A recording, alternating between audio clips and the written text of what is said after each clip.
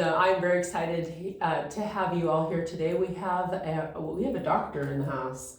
We have a specialist here in the house, and I'm excited to introduce you to Prophetess Paula Loblack. She is a deliverance counselor, a relationship specialist, an author of many books, a certified Maxwell leadership speaker, and e-speaker. So we're blessed to have you. Prophetess, you come with over 30 years of experience, and you've been able to overcome your own adversity in your life and have become an expert and have a heart and passion for the people, to help the leadership, to help organizations. And tell us a little bit about yourself and how you came about to this point and what kind of ignited this journey for you. Well, hi, Shyla. Hello. Hi, it's a beautiful day in Lake Mary, Florida. Enjoying our day. Amen. It's good to have you. Thank you. Thank you for really being passionate to do this video and this interview, and I'm really excited about it. Well, Shyla, hello, good afternoon, world, and good afternoon, leaders, and good afternoon, everyone. My name is Prophetess Paula Loblack, and it's good to serve you this afternoon. I want to bring value, content, and solutions to you today. Well, Shyla, hi. Well, my first question to me, well, I am very passionate. I have always been a passionate little girl, passionate about life. You know, I was raised in passionate leadership. I was raised in with a strong leader, my grandfather, who was a politician, and he left a great legacy, impacted the nation of Dominica, and he was the first politician of my country. And my grandfather was a strong leader, a strong politician, strong character, strong communicator. I mean, he had it. He was a prophet. He had it all. And he led the people of Dominica well. He served the people of Dominica well. And it wasn't, he served with his heart. He wanted to see life change. He wanted to see the nations of Dominica change. He wanted to see change and transformation. And my grandfather, his book is A Just. We're still in search for a just society. Yes. And I grew up with strong women. My grandparents were strong women. My grandmother was a baker in the village. She was a businesswoman in the village. And I was raised at the age of 7 years, serving my community and serving people and loving people. So I have a big heart. I have a love for leaders. I have a love for families. I focus on the family. I want to see in the families. I want to see people heal. I want to see them well. I want to see them with a smile. I love leadership. I love leaders too. I love to see leadership. I'm passionate about transforming communities. I'm passionate about seeing leaders on every level do well. And everything fall and rise based on leadership. So my grandfather would always say, when there is a crack in the foundation, we have to go back to leadership. We have to go back to the visionary.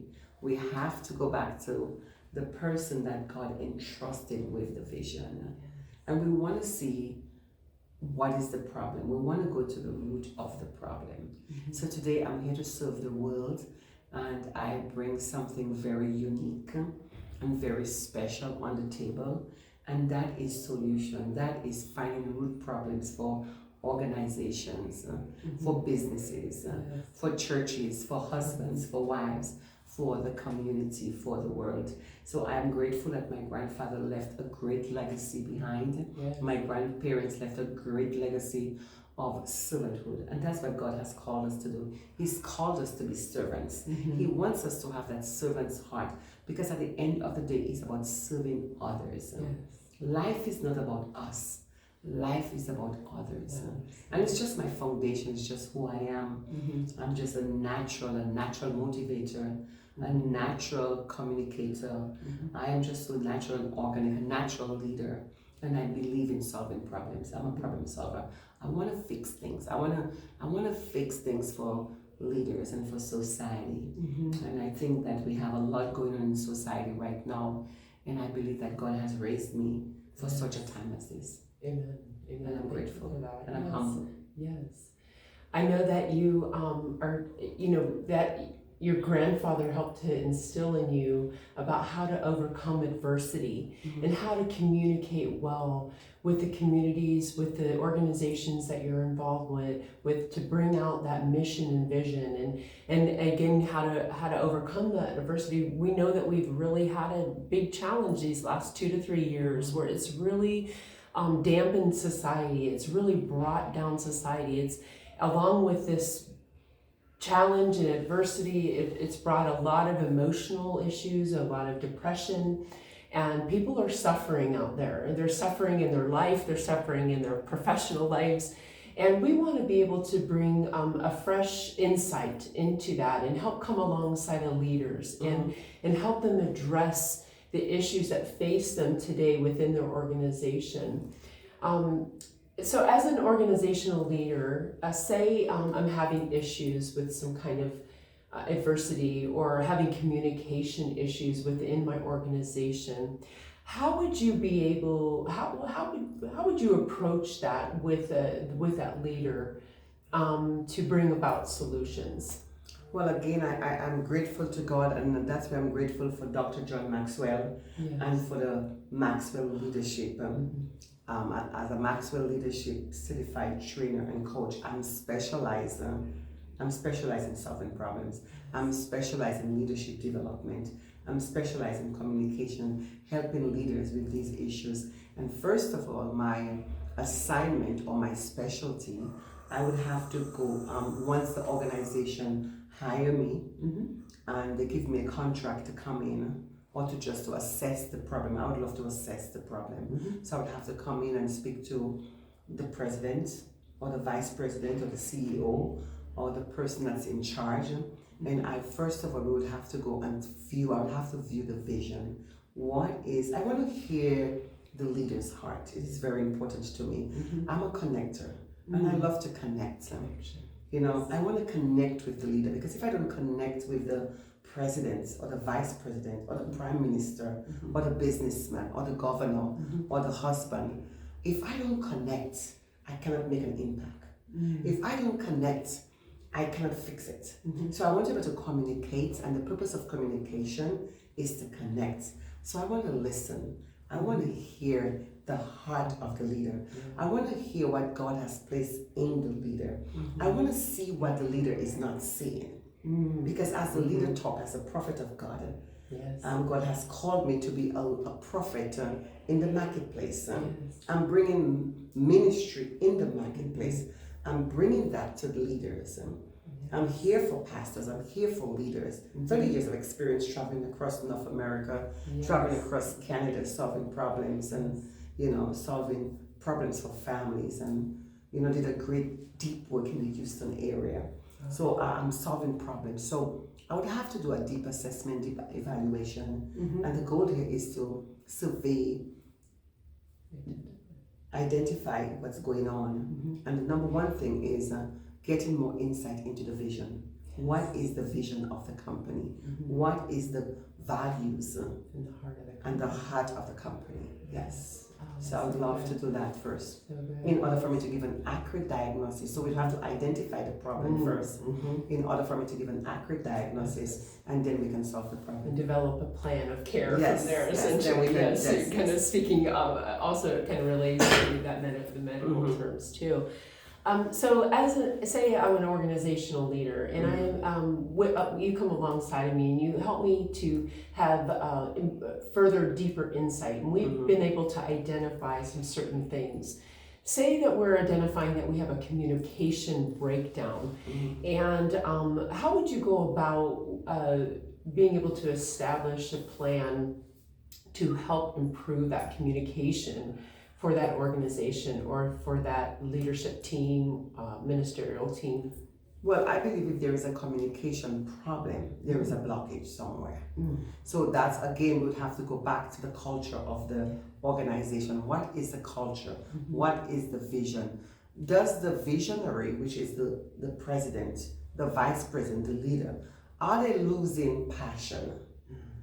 Why are we having this communication problem? Why? The answer is why. Why is going to bring us to the root. Why are they having this communication breakdown? Where are they losing their effectiveness? What is the root problem? So as a as a problem solver, having that insight, again, I would have to do the assessment.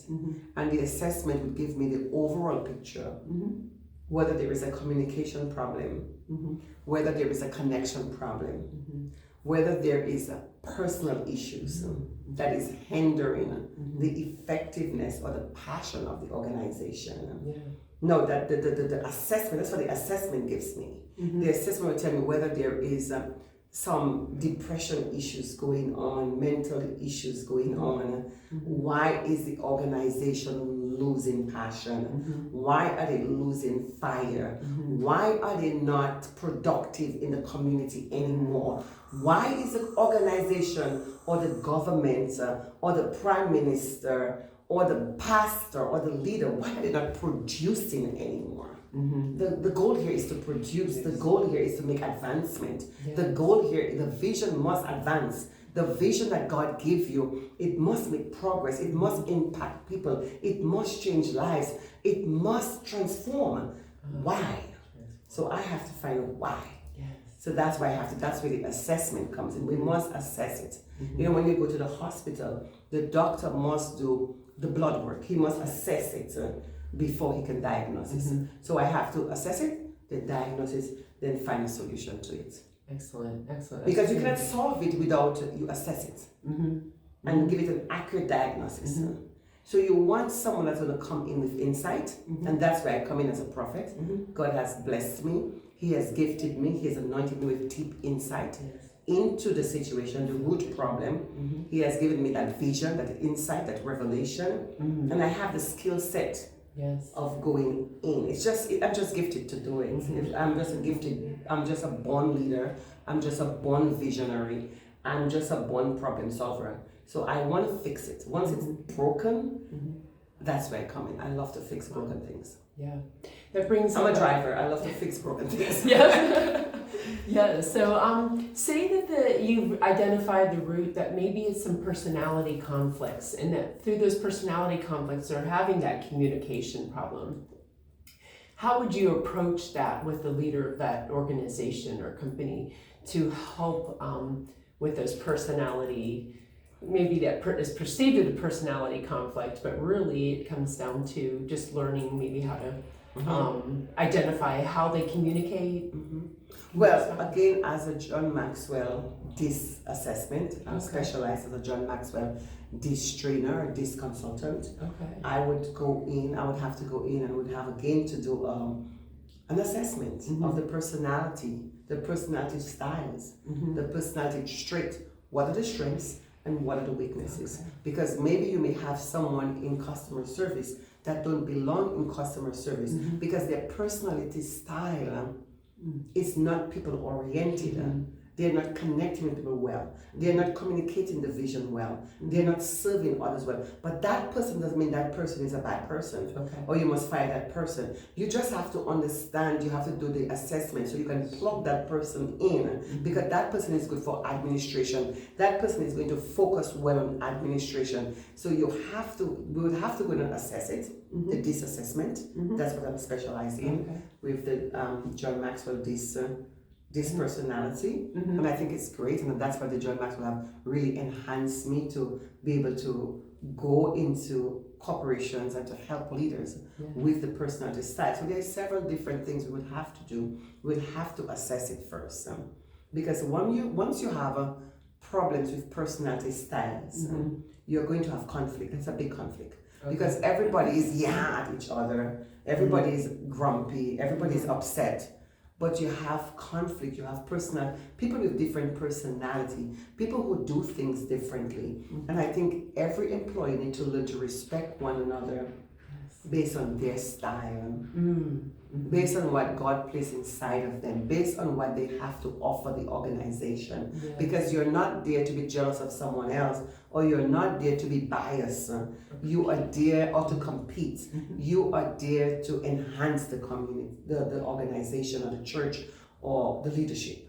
So first of all, we will have to do that. I think that's very, very important for every organization, church, even for marriage. I think we must learn each other's personality style. Yes. That this assessment, I'm a passionate about. I love it. We have to assess the personality. I think even before we get married, we should do a personality style. What is your personality? What are your strengths? What are your what are your weaknesses? So what that does, it allows us to communicate clearly. Once we begin to remove the clutter, remove the confusion, because we are all fighting each other. Yes. We're not paying attention on, we are here to enhance the company. We have a job to do, Yes. but we are busy forcing. Why is you supposed to be working? Why is you supposed to be adding value? Yes. Why is you supposed to be serving the customers? You are all being angry. So if you're angry with the supervisor or angry with your neighbor, you lost your effectiveness. You're not serving anymore. So you have to address that Because adversity right away. you're busy competing when you're supposed to be working. Yes. You're busy competing when you're supposed to be saying, I'm here to serve the leader. I'm here to serve this vision. I'm here to add value to this vision. I'm here to take this vision to a next level. Yes. But you're busy fighting. So that's right there. We have to, and every employee, sometimes it's not their fault. People don't even know they have to deal with themselves. So that's where you have to remove the clutter. And each employee, everybody's responsible to work on themselves because you're called to serve. Yes. Wherever God has placed you, in an organization, in the marketplace, in the government, in the White House, in the church, Yes. in the neighborhood, in a marriage, in a family, you were born to serve. That's right. You were born to have the heart of God, which is a servant's heart. And if you cannot do that, then we have to take a deeper look. Great, that's wonderful. We have to take a deeper look. Yes. And that's where I brought in that great counseling edge. You know, God has placed everything inside of me. So even with that, even if as I do the insight and the thorough assessment with the organization, I can bring that great deliverance counseling edge, that inner healing edge, that marital edge, that relationship expert edge, whatever counseling you want. Yes. I do all kind of counseling. So that's where I can come in and really help the organization with that. Excellent. You know, I can be that counselor on the team. I can be that relationship expert on the team to help them to sort that out, because the goal is to have them to focus to do the work. That's right. You have to focus to do the work. People tell me, Prophetess, you know, you're a boot camp. I'm a driver. I mean, I'm the type of person, I'm about doing the work of God and focus on doing the work of God. Get rid of the clutter, get rid of the confusion to get the vision going. Excellent. We got to get the vision going. We have a vision, we have a mission here. Yes. We're not here to force and fight. We're not here to compete. We have a mission here. The leader have a vision. The leader have a mission. And your purpose here is not to compete and to be jealous. Your purpose here is to work. Allow diversity and Your purpose here is not being biased. Yes. That is not what we're paying you for. That is not what we hire you for. Right. Okay. So I'm a leader. I'm a good manager. I'm a good CEO. Yes. We didn't hire you for that. That's right. So we got to deal with that. And we got to put things in the right perspective, and we got to give everybody an understanding of who they are, Yes. what you have, what your place is, and so we have to plug everybody. Because this is something I identified working with leadership, and even in my own ministry over the years. When people are placed in areas where their passion is, when you find their passion, you have to find their passion. What's your passion? When you find a person's passion, they're going to flow better. Yeah. They're going to be happier. So in my ministry, in my organization, I don't place anybody in anywhere that is not their passion. So if it's not your passion, then I'm not going to use you in that area. I'm going to work with you. I'm going to spend time with you, and I'm going to plug you in where your passion is. So a lot of times, leaders place people because they're desperate for the work to be done.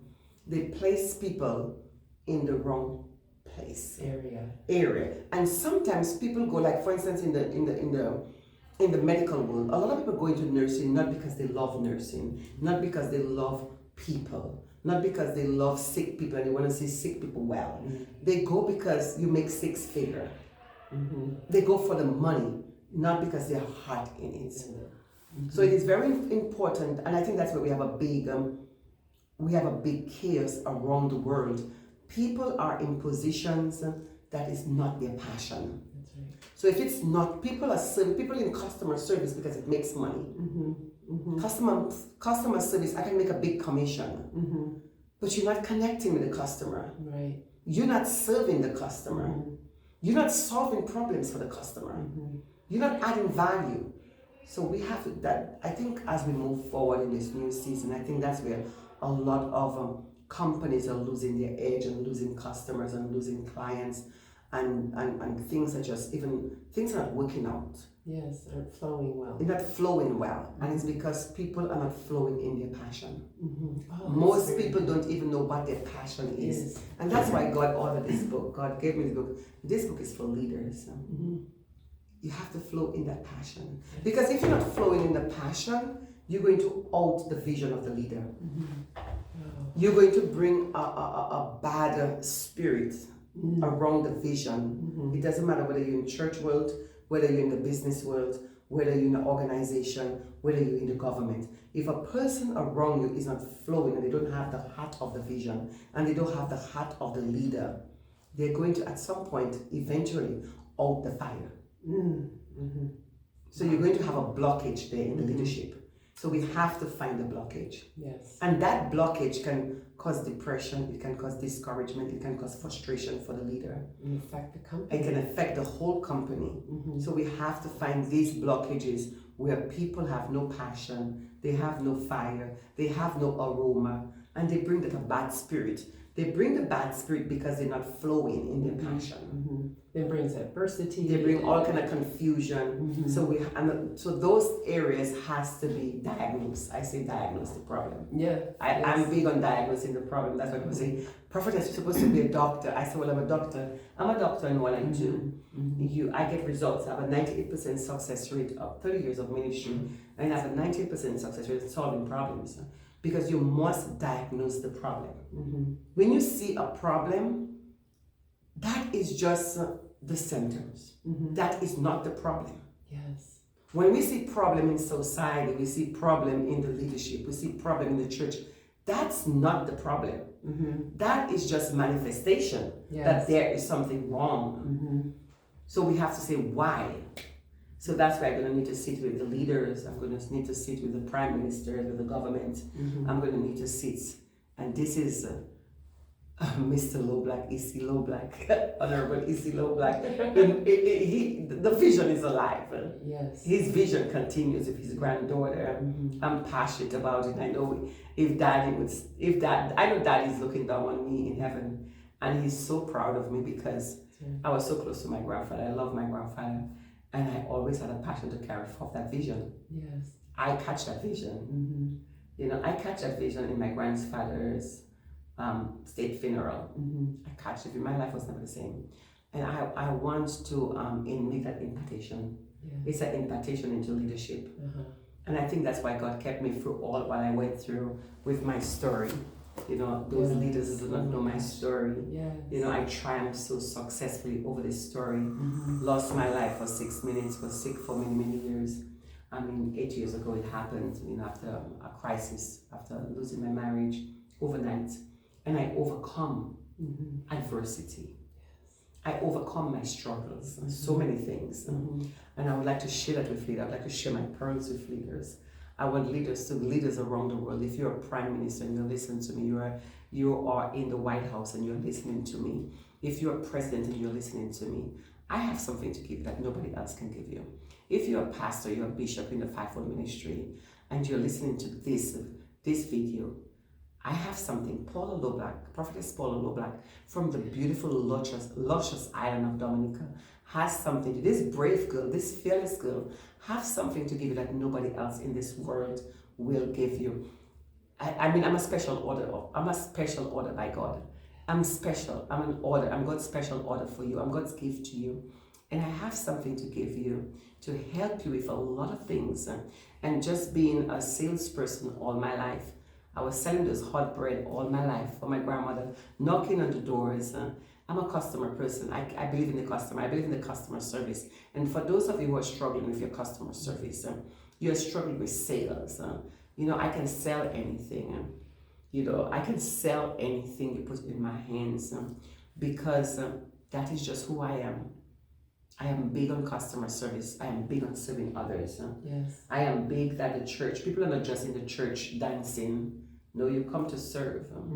And I want to give pastors a different perspective of church. I bring something unique to the table, something different to the table. I have a different perspective of church. Yes. I have a different outlook of church. You're not going to church just to sit down and look pretty. You're going to church because you are there to serve. Just like you would be in any area of the market. Any area of the market, but you're there to serve. You're not there to take, you're there to serve. Yes. And I think that is why we have chaos, because we're not serving anymore. We're not serving one another anymore. We go to work and we're not serving. You cannot find a salesperson anymore. Yes. You cannot find nobody serving you anymore. And I think that's where the problem is. We're losing connection. And I hear so many times leaders say, what are we losing? Well, we have lost the connection. We have lost the communication. We have lost spending time with one another. We have lost diagnosing problems. We have lost addressing problems. We've lost loving one another. Yes. We've lost fixing problems. So that's what our problem is. The problem in society, we have lost love. And in order for you to get love, you must connect. Yes. In order for love to flow, you must connect. In order for intimacy to flow, you must communicate and you must connect. And I think that's why we're missing intimacy. Yes. Love, connection. I think that is what leaders are not connecting, or businesses or bosses are not connecting, or supervisors are not connecting with the employees. Yep. It's very interesting because as I see some organizational leaders losing touch with their team is when things begin to kind of fall apart, and it's not done intentionally. Sometimes I think we get caught up in the day-to-day grind in our lives that we allow those things to get in the way and cause the clutter, and essentially it affects communication, it affects connection. And we find, I want to say in my own life that you've brought such insight to me, and being able to reconnect that fire of the servant's heart, and being able to serve others well, and being able to start that within the home and with my connection with my Creator. Yeah. And that when you reconnect with your Creator, with God, it helps everything else to fall in line. And we then can be more effective in our communities and in our organizations, because we are in such challenging times. It doesn't look as though things are getting better. It looks as if things are getting worse. But in the midst of all that, we can help you. I know with your wisdom and your knowledge and your anointing of what you have going on, and through the overcoming that adversity, you have such gems to bring to the community, to the table. And that's very important, because we have to be solution oriented. We need to get back to the heart of service and get back to the heart of treating others with kindness and love, and not be so self-focused. I think that's part of our society. We're so about self and self-fulfilling and those types of things, but when we realize through service we actually fulfill ourselves, we become a better organization and a better team. Well, the whole thing is, one of the things I'm grateful for, Shyla, is I've worked on myself. I've done the inner work. Yes. I had an early sense of vision and an early sense of destiny, and I had a passion for self-development. Okay. So from a little girl, I had a passion for self-development, because my grandmother and my both grandparents, one of the words that was in our house is, you need a good character. You don't need a pretty face. You need a good character. So that word was our key word in our home, with my grandfather being a politician and my grandmother being a baker. She when you leave this house, you're representing me. Yes. Whatever you do, you're representing me. So you need character, not just a pretty face. Integrity. Character, integrity. Yes. Wow. What you do in secret is important. So that was always in my head. As a little girl, I didn't even understand what the character. What do you mean by character? Character. And I would ask my aunt, that is older. She was older than me. I'm a little girl, and I'm fighting in my brains to understand what does that mean. And I would go to the dictionary, but I didn't. I was young still. I wasn't like in the 12. I said, what does that mean? I remember I asked my aunt one that day. She liked to spend lots of time playing and talking. I said, but Daddy always talking about a word. I was very intentional. I wanted to know. Yes. I'm always wanting to know. I was always a curious child.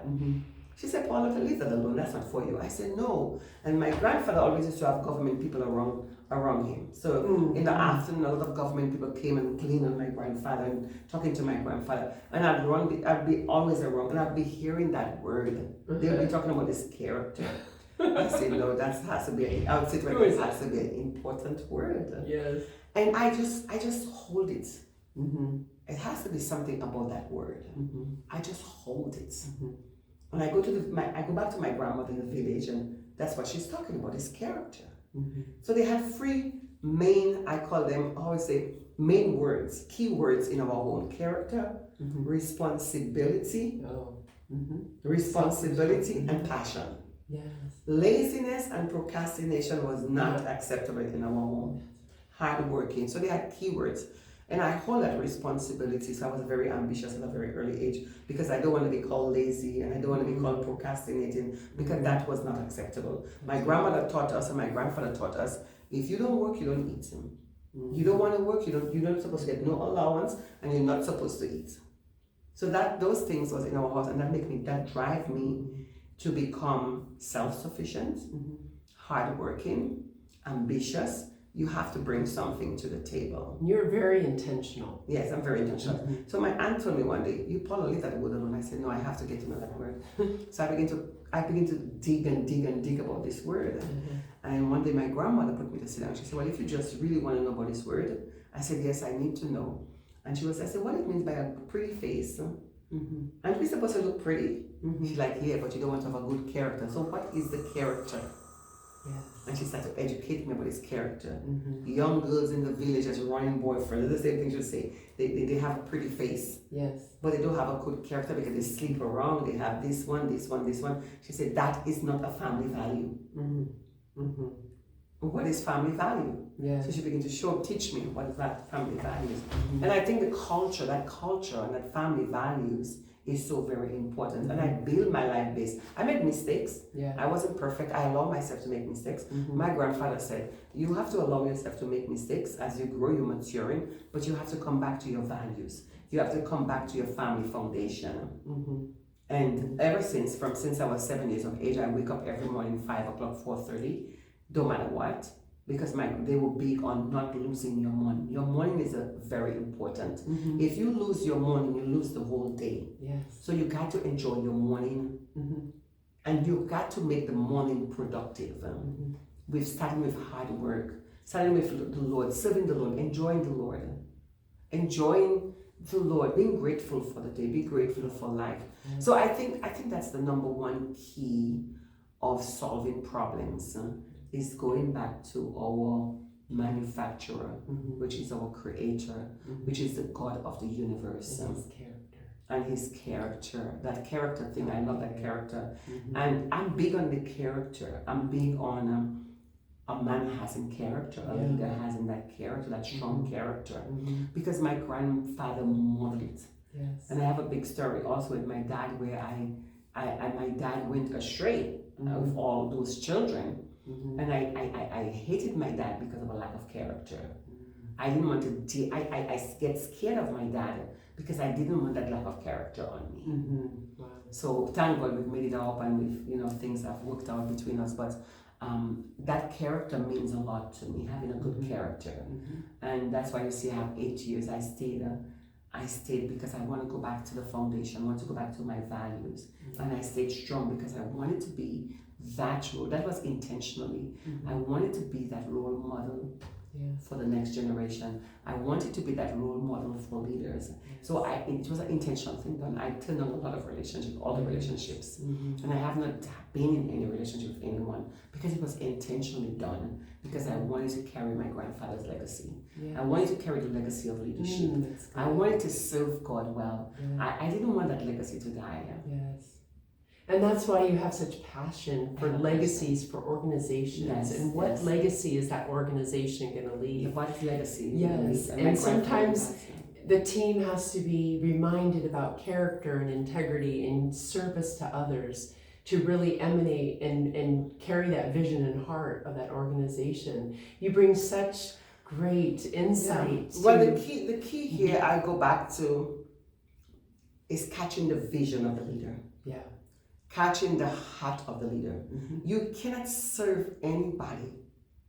You cannot be a good wife unless you catch the heart of your husband. That's right. You cannot be a good husband until you listen to the heart of your wife. That heart to heart. Yeah.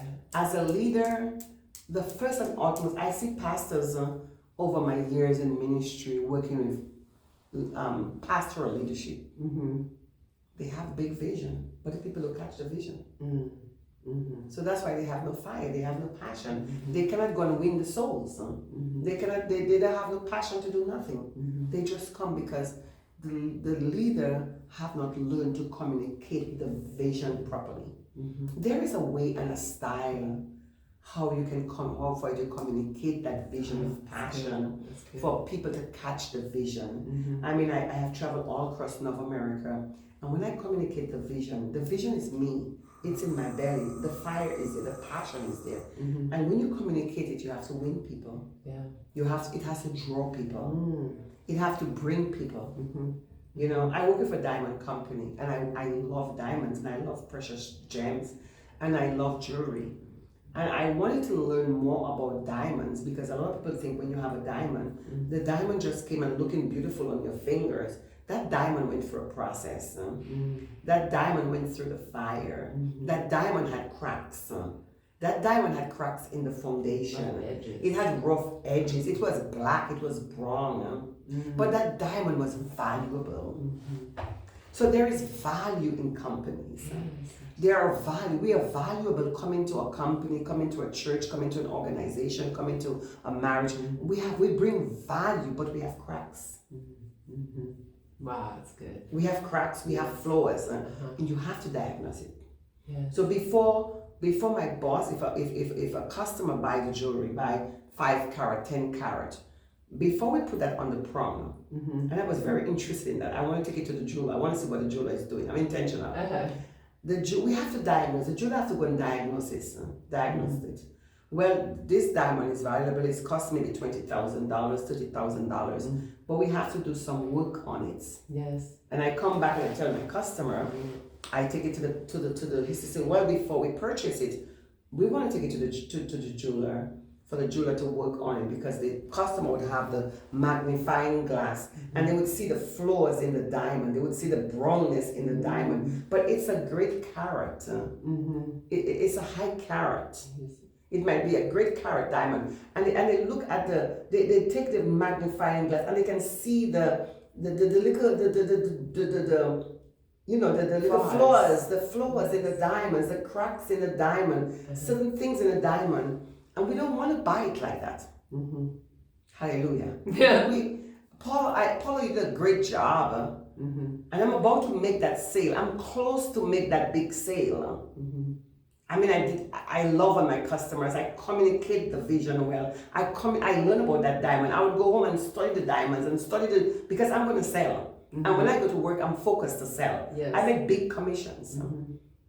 I become one of the best sales girls on the street. I make big commission. I help that company to go to the next level. But we have one problem here. I said, okay, I'm going to take the diamond to the jeweler because that is the diamond they want. That is, I showed them so many ones, but this is the one they want. Take it to the jeweler, and the jeweler said, well, the jeweler take a look at the diagnosis.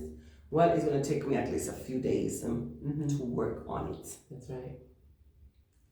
How long do they have here? How long do they have? Are they on a cruise ship? Are they on vacation? Because it's going to take me some time to perfect it. I go back to my customer. I'm not going to my boss because I'm solving that problem and I'm making that sale and I'm getting that commission. That's good. So I go back to the customer. I leave them there, give them some tea, cookies, whatever they want. We make sure that we buy them lunch because I don't want to lose them. I don't want them to go because there are thousands of other stores. So I don't want to lose the cost. And sometimes I bring them with me. Would you like to go with me to the jeweler? Sometimes they come and sometimes they say, the husband will say, well, we stay here. We wait on you, Paula. We believe in you, Paula. You serve us well. Yes. And I would go and I come back and I say, well, he can really work on it. He can really work on it and you can have it maybe in 2 days. He's going to speed up in 2 days. And if you're on the cruise ship, we can mail it out to you. So I have to, in my mind, I'm thinking of strategies and solutions for this customer. Yes. And the results, because you're not leaving without me by getting that sale. So I have several ways how they're gonna, and then I want you get an appraisal on it. We're gonna give you an appraisal, and I want you to be on our mailing list because I want you to keep coming back. I want you to refer people to the company and to refer them to me. I went to New York for the first time for 6 weeks because of my customers invites me to their big mansion in New York. They were pilots. They were American Airlines pilots. 6 weeks. They invited me. They paid for everything, and I was in New York in big mansion in Queens for 6 weeks living with them because I served them so very well. Yes. I mean, I had my return customers coming back and take me all over the place. Yes. And then we had strategies how we're going to make, and I'll make the sale. Because the boss wants to see you make the sale. Yes. They want to see you have ideas and using your mind and your creativity and make that sale. Yes, and elicit that from you. Right. But guess what? I was always bubbly. I was always focused. I was passionate. I had character. I'm hardworking. And I'm not coming to fuss with no other employees or no other co-workers because I know who I am. I'm not focused on nothing that you have. I know I'm on focus. I'm focused. I have a mission. And it's to add value to the company. That's right. I have a mission. When I go to churches, I have a mission. And it's to add value to that pastor. It's to add value to that vision. When I was married with my ex-husband traveling across North America, I was focused on him. I am married to you to add value. Because you have a woman here that has strong character. Carry the vision. I'm carrying the vision. That's good. You know, so I'm a backbone here. Yes. So I think that's what companies need and organizations need. They need more backbone people. And how to bring that out of them. Bring that out of them. And I think, again, bringing it back as a counselor, because I bring that counseling piece on the table. Every individual is responsible to work on themselves. That's right. Before you go to a church, whether you're in a church, you're in an organization, you're in a marriage, that responsibility piece, my grandfather gave that to me. It's always in my head. I teach that to my daughter. Taking responsibility and not just telling people. My daughter, you have a responsibility. Before you go to school, you have to make your bed, throw the trash. So we have a list of things to give them at a very early age, how to take up responsibility. Yes. My daughter, you're going to work for your school supply. She's 6 years, 5 years, 8 years. Mommy, you're going to work for that school supplies. You're going to come to the office. You're going to learn how to you're going to learn how to use a photocopier. You're going to learn how to answer the phone. You're going to learn how to staple. You're going to learn how to keep the office clean because mommy is not giving you school supply. You're going to work for your school supplies. If you don't give them a sense of work, And worth. my grandmother gave me a sense of work. I didn't get anything for free. My grandfather was a politician. I never got a Barbie doll. I don't have no memory. I get nothing from the government. It was always hard work, integrity, vision, giving us a sense of destiny, destined to win. Because if he gave me everything just because he's a prime minister, he's a leader, great leader, he's not helping me. I didn't get anything. He didn't do it for you. He didn't do it for me. My parents didn't do anything for me. When my mother would go to work, I joined my mom. She went to work, come back from, she said, Paula, when she came home, I cook, I wash, clean, because she wasn't giving me any allowance for free, and I didn't want any allowance. I had to do what I had to do. So they didn't do it for you, but they equipped you. They equipped me to know how to do it and to learn it. And I was always, and I didn't do it because it was a burden. It was a love. Everything I did was a love. Yes. I had a love for serving. I had a love for helping my parents. Yes. I had a love for keeping a clean house. I have a love for cooking. Service. I have a love for serving. Yes. I have a love for my neighbors. Sometimes I just step out and I just go look for my neighbors. I check on my neighbors. How are you? I have a love for that. And I have a love for evangelism. I'm an evangelist. I have a love for evangelism. And being an evangelist is not just in the church. You got to be an evangelist on the job. Yes, that's right. You have to have a heart for people. Yes. If you don't have a heart for people, if you're a selfish person, if you're a self-centered person, if you don't want to connect with, if you don't want to come out of yourself, if you don't want to come out of yourself, if you don't want to, I say, remove the mask, unpeel yourself, your boss cannot do that for you. Your pastor cannot do that for you. Your boyfriend cannot unpeel it for you, the onion. You have to unpeel that. Because when they hire you to work, you have to be ready. When the door is open for the interview, you have to deliver. You have to demonstrate. You got to tell them. You have to tell them what it is you bring to the table. What are you bringing to the table to enhance this company? When a man takes you on a date, it's not about sex. What are you bringing to the table to enhance this marriage? That's why the man has to have a vision. Because you cannot follow a man without a vision. That's good. He has Same thing. You can't follow a leader without a vision. You have to have a vision. Yeah. What great insight and great gems, nuggets that we can really expound on. And any organization that hires Paula is going to be, they're going to be booming, and the success rate is going to skyrocket. And I'm excited for what you have for the communities and for the organizations that are desperately needing this help. And this insight, and being able to bring that level of customer service back up. The customer service has to come back and is invaluable. So thank you for being here with me today. Thank you for sharing your heart and your integrity and your character and who you are. And I know that this book has really helped me and is helping me now with my clearing the clutter and getting back to the heart of for people and being able to lead myself so that I can effectively lead others, and the anointing that you have and the wisdom that you have is invaluable. And I think now, if you will let me say, I'll close with this. Yes. I believe organizations and businesses and churches is crying out for more skill set people. Skill set.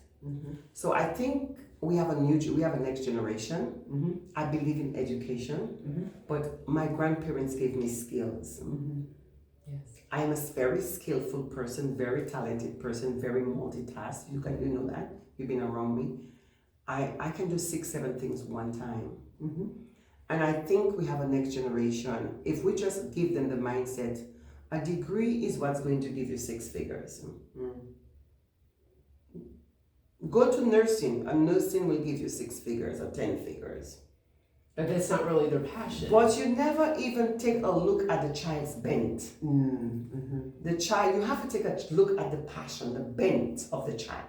My parents, people ask me, why are you so powerful? Why are you so gifted? My parents supported my bent. When I was born, I told my grandmother at 8 years, I don't want to go to college. I don't want that. She said, what is this you want? I said, I want to go serve people. I want to go knock on the doors. I want to go to my neighbor. I want to sell the bread, Mama. I want to go sell the bread. From a little girl, I realized I love it, sir. This is what I love. I want to go knocking on the doors. I want to say, good morning, neighbors. How are you? I brought some hot bread for you. I realized I had that insight. That's what I love to do. I love sales. When I migrated with my mom, she said, do you want to go to college? I said, Mom, I don't want that. I don't want to go to college. That's not my passion. She said, what do you mean? I said, that is not my passion. I don't want to go there. Everybody was not born to go to college. So I found a job in a jewelry store. Because I want to serve people. I want to be where people are. I want to be selling something. Amen. I want to be knocking on. So everybody, I went to college, Bible college, at the age of 30, 31. Everybody wasn't born to go to college just because your mother went to college, just because your sister went to college. And we have a next generation full of debts. And I'm a counselor for 30 years. I've worked through North America. I've worked with hundreds of families. but it's not their passion. Mm-hmm. And I think what breaks my heart is when I work with so many people that get the degree, 4 or 5 degrees, Mm-hmm. and they sit in my office and they say, that's not my passion. So what is your passion? Wow. Or they're on the job, Mm-hmm. and that's not my passion. But you have a degree for it, Mm-hmm. but that's not my passion. Or you become an RN nurse, all these years of studying, and you come in my office, and I don't know who I am. Mm. I think that is the most breaking thing for me. And I'm always grateful. And I always share my testimony with them. And I'm always grateful that my parents, even if they saw the call of God in my life and they saw the gifting, they supported my bent. And now I have an aunt Mm-hmm. who love education, who love college. They support that. She went all the way to England to study. She done all the way university to study. The family support my Aunt Martha because Martha love education. Martha love to study. Martha love school. Martha love the degree thing. Yeah. That was not my stuff. Mm-hmm. So you have to know who you are and you have to study the child's bent. Mm-hmm. You have to go by the bent. That's why you have to be a very prayerful mother. You have to be a very prayerful father. What is the bent of my child? Mm-hmm. Support the passion of the child. Mm-hmm. Awesome. And education is just enhancing it.